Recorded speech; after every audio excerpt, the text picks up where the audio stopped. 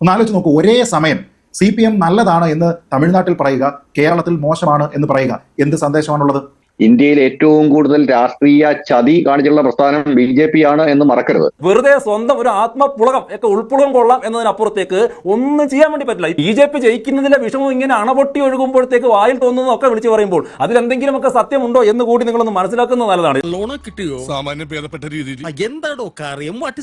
ഇതിനകത്ത് ഞാൻ നേരത്തെ ചോദിക്കാൻ ഉദ്ദേശിച്ച ഒരു ചോദ്യം, സത്യത്തിൽ രാജ്യം ഇത്രയും വലിയൊരു പ്രതിസന്ധി നേരിടുമ്പോൾ ശ്രീത്ത് പറഞ്ഞു വന്നതിനകത്ത് രണ്ട് തമാശ തോന്നിയ ഒരു കാര്യം കൂടി ഞാൻ പറഞ്ഞുതരാം. അതായത് അദ്ദേഹം പറഞ്ഞു വരുമ്പോൾ ഈ പറഞ്ഞ പ്രതിപക്ഷത്തിന്റെയാണ് എല്ലാ കുഴപ്പങ്ങളും, അത് കോൺഗ്രസ് ആണ് പിന്നിൽ നിന്ന് കുത്തിയത് അല്ലെങ്കിൽ മറ്റേ പാർട്ടി മുന്നിൽ നിന്ന് കുത്തി തുടങ്ങിയ ആരോപണങ്ങൾ പറയുമ്പോൾ ഇന്ത്യയിൽ ഏറ്റവും കൂടുതൽ രാഷ്ട്രീയ ചതി കാണിച്ചുള്ള പ്രസ്ഥാനം BJP ആണ് എന്ന് മറക്കരുത്.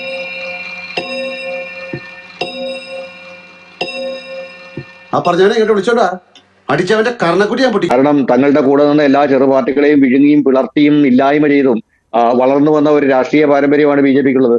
എതിർപക്ഷത്തു നിന്നുള്ള ആൾക്കാരെ ഈ വെടക്കാക്കി തനിക്കാക്കി ഇല്ലായ്മ ചെയ്ത് തീർത്ത് കളഞ്ഞ ഒരു പാരമ്പര്യം BJPക്കുണ്ട്. അങ്ങനെ ആ പാരമ്പര്യത്തിലൂടെയാണ് BJPയുടെ വളർച്ച നിലനിൽക്കുന്നത്. ഇപ്പോഴും BJP വളരുന്നത്, അതായത് കേവല ഭൂരിപക്ഷത്തിലേക്ക് അടുക്കുന്നത് ജനങ്ങളുടെ വോട്ട് വാങ്ങിച്ചിട്ടല്ല. ജനങ്ങളുടെ വോട്ട് 240 സീറ്റിന് മാത്രമേ കിട്ടിയുള്ളൂ BJPക്ക്.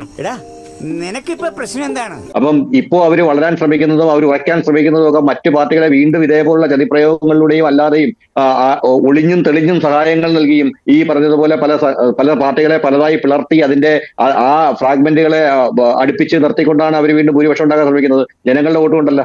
അപ്പം അതുകൊണ്ട് നമ്മുടെ ചതിയുടെ കഥ പറയുമ്പോൾ BJP പ്രതിപക്ഷത്തിന്റെ മാത്രം ചതി, രാഷ്ട്രീയത്തിന്റെ സ്വാഭാവികമായ ചില പ്രതിസന്ധികളിനപ്പുറത്തേക്ക് BJP കാണിച്ചിട്ടുള്ള കൊടും ചതിയുടെ ഒരു വലിയ ചരിത്രമുണ്ട്. അപ്പൊ അത് നമുക്ക് മറ്റൊരു സന്ദർഭത്തിൽ ചർച്ച ചെയ്യേണ്ടതാണ്. ഇപ്പോൾ ചർച്ച ചെയ്യേണ്ടതാണെന്ന് തോന്നുന്നില്ല. അറിയാവുന്ന ആരെ കൊണ്ടെങ്കിലും താൻ രക്ഷ എഴുതി കെട്ടിച്ചോ, തനിക്കാണ്ട് വലിയ കുഴപ്പം തുടങ്ങുക. അദ്ദേഹത്തിന്റെ വിഷമം ഞാൻ മനസ്സിലാക്കുന്നു. ഇപ്പോൾ വരും ദിവസങ്ങളിൽ ഇനി തീർച്ചയായിട്ടും ഇങ്ങനെ വിഷമം കടിച്ച് അമർത്തി ഇരിക്കുക എന്നല്ലാതെ നിങ്ങളെപ്പോലുള്ള ആളുകൾക്ക് മറ്റെന്തെങ്കിലും വഴികളുണ്ടാവുമെന്ന് ഞാൻ കരുതുന്നില്ല എന്നല്ല ഇല്ല. കാരണം BJP അങ്ങനെ വളർന്നുകൊണ്ട് തന്നെ ഇരിക്കും. പ്രയോഗിച്ചൊരു വാക്ക് ന്യൂനപക്ഷ സർക്കാരാണ് രാജ്യം ഭരിക്കുന്നത്. ഏത് ആ ന്യൂനപക്ഷം എന്ന് പറഞ്ഞാൽ നിങ്ങൾ എന്താ ഉദ്ദേശിക്കുന്നത്? ഇവിടെ NDA 293 സീറ്റുകൾ നേടി ലോക്സഭയിൽ ഭൂരിപക്ഷം തെളിയിച്ചിട്ടാണ് ഈ രാജ്യം ഭരിക്കുന്നത്. BJPക്ക് 240, BJPക്ക് മാത്രമായിട്ട് 240 സീറ്റുകളുണ്ട്. അത് ഈ നാട്ടിലെ ജനങ്ങൾ വോട്ട് ചെയ്ത് ഞങ്ങൾക്ക് തന്ന സീറ്റുകളാണ്. നിങ്ങൾ ഈ പറയുമ്പോൾ വെറുതെ ന്യൂനപക്ഷ സർക്കാർ എന്നൊക്കെ പറയുമ്പോഴത്തേക്ക് എന്തായാലും ഈ ഒരു രാജ്യത്ത് 272 സീറ്റുകൾ കിട്ടാതെ ഒരു പാർട്ടിക്കും ഒരു മുന്നണിക്കും ഭരിക്കാൻ വേണ്ടി പറ്റില്ലല്ലോ. അത്രക്കുള്ള ബുദ്ധിയൊന്നും അതിനില്ലല്ലോ. അപ്പോൾ BJP ജയിക്കുന്നതിലെ വിഷമം ഇങ്ങനെ അണപൊട്ടി ഒഴുകുമ്പോഴത്തേക്ക് വായിൽ തോന്നുന്നതൊക്കെ വിളിച്ചു പറയുമ്പോൾ അതിലെന്തെങ്കിലുമൊക്കെ സത്യമുണ്ടോ എന്ന് കൂടി നിങ്ങളൊന്ന് മനസ്സിലാക്കുന്നത് നല്ലത്.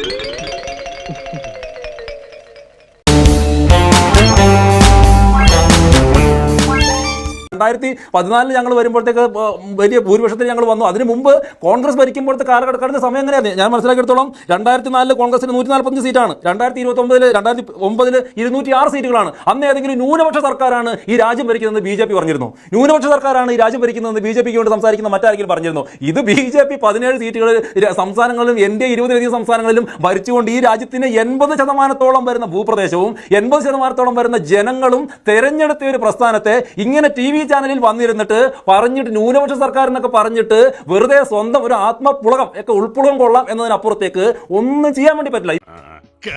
സത്യമാണെങ്കിലും എനിക്ക് നടക്കുന്നത് നമ്മൾ ഈ ചർച്ചകൾ ചെയ്യുമ്പോൾ ഇപ്പോൾ നടക്കുന്ന കാര്യങ്ങളാണ്. എന്ത് ചർച്ച നടക്കുന്നത്? ദാ നോക്കൂ, തൃണമൂൽ കോൺഗ്രസിന്റെ 20ഓളം വരുന്ന MP-മാർ NDA-ലേക്ക് വരാൻ വേണ്ടിട്ട് പോവാണ്. നിങ്ങൾ അതിനെ പല പേര് വിട്ട് വിളിക്കും. നിങ്ങൾ എന്ത് പേരിട്ട് വിളിച്ചാലും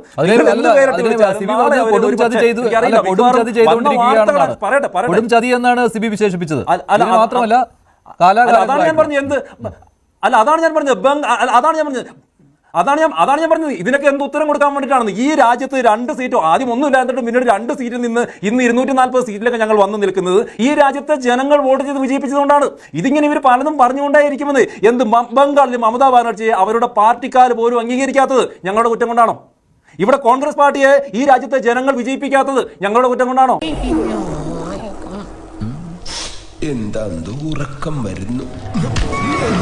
ഇവിടെ കമ്മ്യൂണിസ്റ്റ് പാർട്ടി വെറും 4 MP-മാർ മാത്രമായിട്ട്, അതും കോൺഗ്രസിന്റെയും DMK-യുടെയും ദയാവായ്പോടെ ഈ രാജ്യത്ത് വെറും 4 MP-മാരായിട്ട് CPM ചുരുങ്ങിയത് ഞങ്ങളുടെ കുഴപ്പം കൊണ്ടാണോ?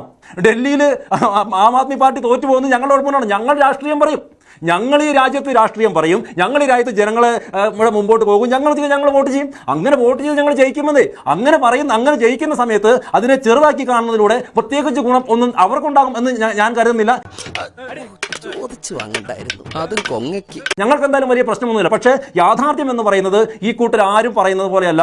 ഞങ്ങൾ വലിയ മുന്നേറ്റം തന്നെയാണ് ഉണ്ടാക്കിയിട്ടുള്ളതും. BJP എല്ലാ രീതിയിലും എല്ലാ സംസ്ഥാനത്തിലും, ഇത് കേരളത്തിലെ കഴിഞ്ഞ ഇലക്ഷൻ തന്നെ നോക്ക്, ചരിത്രത്തിൽ ആദ്യമായിട്ട് 3 സീറ്റുകൾ ഞങ്ങൾ നേടി, 14% വോട്ട് ഞങ്ങൾക്ക് കിട്ടി. ഇതിന് മുമ്പത്തെ ലോക്സഭാ തെരഞ്ഞെടുപ്പിൽ ഞങ്ങൾക്ക് ഒരു MP ഉണ്ടാകുന്നു, പഞ്ചായത്ത് തെരഞ്ഞെടുപ്പിൽ വലിയ മുന്നേറ്റം ഉണ്ടാകുന്നു. അങ്ങനെ കേരളം ഉൾപ്പെടെയുള്ള സംസ്ഥാനങ്ങളിൽ പോലും ഞങ്ങൾ വലിയ മുന്നേറ്റം ഉണ്ടാകുമ്പോൾ ഇദ്ദേഹത്തെ പോലെയുള്ള ആളുകൾ ഇത്തരം വാദങ്ങൾ, ഇത്തരം ബാലിശമായിട്ടുള്ള വാക്കുകളും വാദങ്ങളും ഉപയോഗിച്ചുകൊണ്ട് ഒരു ഉൾപ്പുളകം അണിയാം എന്ന് മാത്രമാണ് പറയാൻ പറ്റുള്ളത്. വല്ല കാര്യമുണ്ടോ? എന്തിനാണ് ഇങ്ങനെ ഇല്ലാന്ന് നടക്കണേ? ശ്രീ സിബി പിന്നീട് BJP ഇതേപോലെ മറ്റ് പാർട്ടികളെ വഞ്ചിച്ചു എന്നുള്ള കഥകൾ പറഞ്ഞു. ഞാൻ പറഞ്ഞ വഞ്ചിച്ച കഥകൾ പൂർണ്ണമായിട്ടും അവർ തന്നെ തീരുമാനമെടുത്ത് വഞ്ചിച്ചിരിക്കുന്ന കാര്യങ്ങളാണ് കോൺഗ്രസിന്റെ കാര്യത്തിൽ. അതല്ലാതെ BJP ചെയ്തതുപോലെ ഏതെങ്കിലും ഒരു സമയം ഒപ്പം നിന്നിട്ട് പിന്നീട് എതിർത്തതോ പിന്നീട് ഭിന്നിപ്പുണ്ടായിരിക്കുന്നതായിട്ടുള്ള കക്ഷികളെ കുറിച്ചല്ല. ശിവസേനയുമായിട്ടുണ്ടായിരുന്ന പ്രശ്നം എന്തായിരുന്നു? ആ സ്പ്ലിറ്റിലേക്കുണ്ടായ കാരണം എന്തായിരുന്നു? ഇവര് ഒന്നിച്ച് മത്സരിച്ചതിന് ശേഷം ജയിക്കുന്നു, അധികാരത്തിലേക്ക് വരുന്നു എന്ന് പറയുമ്പോൾ ഉദ്ധവ് താക്കറേക്ക് മുഖ്യമന്ത്രി പദം കിട്ടണം, അങ്ങനെ ഒരു ആവശ്യം അവർ പറയുകയാണ്. അതേപോലെ തന്നെ തമിഴ്നാട്ടിൽ, കർണാടകയിൽ ജനതാദളുമായിട്ട് മത്സരിച്ചിട്ട് വന്നപ്പോഴത്തേക്ക് പെട്ടെന്ന് മുഖ്യമന്ത്രി പദം തനിക്ക് വേണം എന്ന് പറഞ്ഞുകൊണ്ട് അതിലെ ജൂനിയർ പാർട്ടി പറയുകയാണ്. ജൂനിയർ പാർട്ടി ആരാണ് അവിടെ? പിന്നെ നമ്മുടെ ഈ JD-യുടെ കുമാരസ്വാമിയാണ്. അപ്പോൾ അദ്ദേഹത്തിന് വേണമെന്ന് പറയുക. ആ സമയത്ത് കോൺഗ്രസ് ചെയ്തിരുന്ന കാര്യമാണ് ശരിക്കും അവസരവാദം. 70-ലധികം സീറ്റുകളുള്ള കോൺഗ്രസ് 30 സീറ്റുള്ള ജനതാദളിന്റെ നേതാവിനെ മുഖ്യമന്ത്രിയാക്കാം എന്ന് പറഞ്ഞു. എനിക്കൊന്നും ഓർമ്മ വരുന്നില്ല. ആൾക്കാർ വോട്ട് ചെയ്തിരിക്കുന്നത് അദ്ദേഹത്തിന്റെ തന്നെ, ശ്രീ സിബിയുടെ തന്നെ ലോജിക്ക് ഉപയോഗിച്ച് കഴിഞ്ഞാൽ ആൾക്കാർ അവിടെ 30 സീറ്റിലേക്ക് ജനതാദളിനെ ഒതുക്കിയത് കുമാരസ്വാമിയെ മുഖ്യമന്ത്രിയാക്കാനായിരുന്നോ? അതായിരുന്നോ ജനഹിതം? അതായിരുന്നോ ജനാധിപത്യം? അങ്ങനെയല്ല. അത് ശരിയാ. പിന്നെ PDP, NCP ഇങ്ങനെയുള്ള പാർട്ടികളുമായിട്ട് സഖ്യത്തിൽ വന്നതിന് ശേഷം പിന്നീട് സ്പ്ലിറ്റ് ഉണ്ടായിട്ടുണ്ട്, അത് മാറിയിട്ടുണ്ട്. പക്ഷെ കോൺഗ്രസ് ചെയ്യുന്നത് അതാണോ? ഒന്ന് ആലോചിച്ച് നോക്കൂ. ഒരേ സമയം CPM നല്ലതാണ് എന്ന് തമിഴ്നാട്ടിൽ പറയുക, കേരളത്തിൽ മോശമാണ് എന്ന് പറയുക, എന്ത് സന്ദേശമാണുള്ളത്? അതൊക്കെയാണ് ഇതിന്റെ ഒരു നമ്പർ. DMK-യുമായിട്ട് ചേർന്നിട്ട് സെക്യുലർ പ്രോഗ്രസീവ് അലയൻസ് എന്ന് പറഞ്ഞിട്ടുള്ള ഒരു കൂട്ടായ്മ ഉണ്ടാക്കാണെന്ന്. ഈ ഇന്ത്യ സഖ്യവും UPA ഒക്കെ മാറ്റി വെച്ചേക്കൂ. SPA, സെക്യുലർ പ്രോഗ്രസീവ് അലയൻസ് എന്ന് പറഞ്ഞിട്ട് കോൺഗ്രസും DMK-യും കൂടി ചേർന്നിട്ട് തമിഴ്നാട്ടിൽ ഒരു സഖ്യം ഉണ്ടാക്കുക. സഖ്യത്തിന്റെ ഭാഗമായിട്ട് സീറ്റ് വീതം വെക്കുന്ന സമയത്ത് DMK-യുടെ കാരുണ്യത്തിൽ 5 സീറ്റിൽ ജയിക്കുക. ജയിച്ചതിന് ശേഷം അളിയ ഞാൻ മറ്റവനെ സപ്പോർട്ട് ചെയ്യട്ടെ എന്നൊരു ഫോൺ കോൾ പോലും ചെയ്യാതെ രാഹുൽ ഗാന്ധി ഈ 5 പേരെയും അവർക്ക് വിട്ടുകൊടുക്കുക.